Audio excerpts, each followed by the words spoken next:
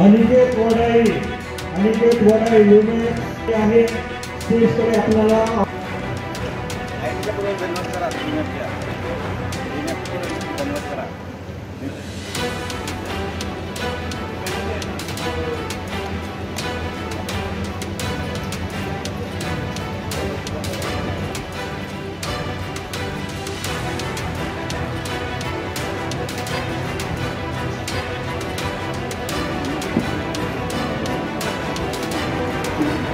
यशस्वी या कंपनीसाठी पुणे येथील यशस्वी या कंपनीसाठी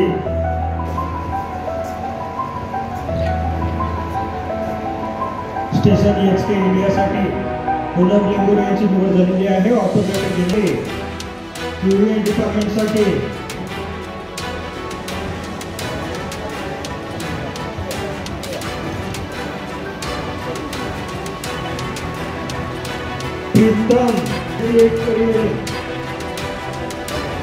किओ इंडिया लिमिटेडसाठी जैन गुरु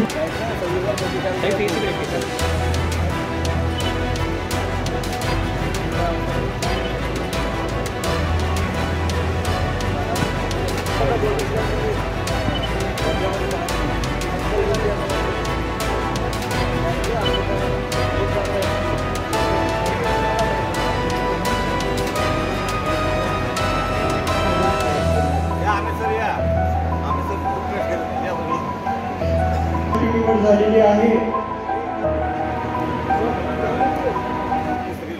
वर्धेच्या चरखा भवनमध्ये आज या ठिकाणी गोविंदराव वंजारी फाउंडेशनच्या वतीनं आम्ही पदवीधरांकरता रोजगार मेळावा आयोजित केलेला आहे।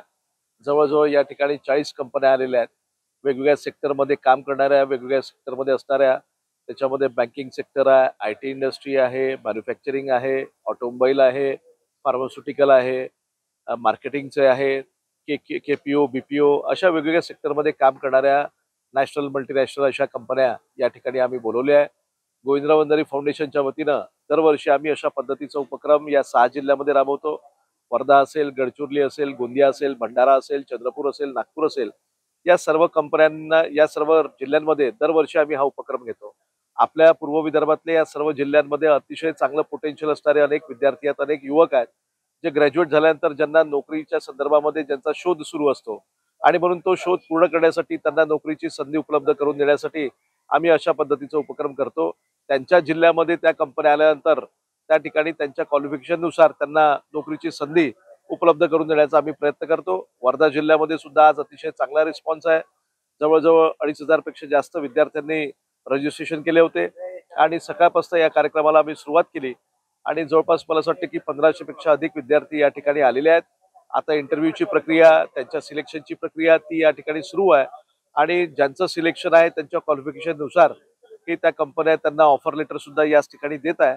आणि आजचा हा उपक्रम संपल्यानंतर सुद्धा जे विद्यार्थी रजिस्ट्रेशन ज्यांनी केलं होतं त्यांची ती त्या ठिकाणी अनालिसिस आम्ही करणार आहे। किती लोकांनी जॉईनिंग केलं, किती लोकांनी नोकरी स्वीकारली आणि किती लोकांना आणखीन काय अपेक्षा याचं सुद्धा आम्ही अनालिसिस करणार आहोत आणि याच्या माध्यमातून आपल्या युवकांना मुख्य प्रवाहामध्ये आणण्याचं काम आम्ही दरवर्षी करतो।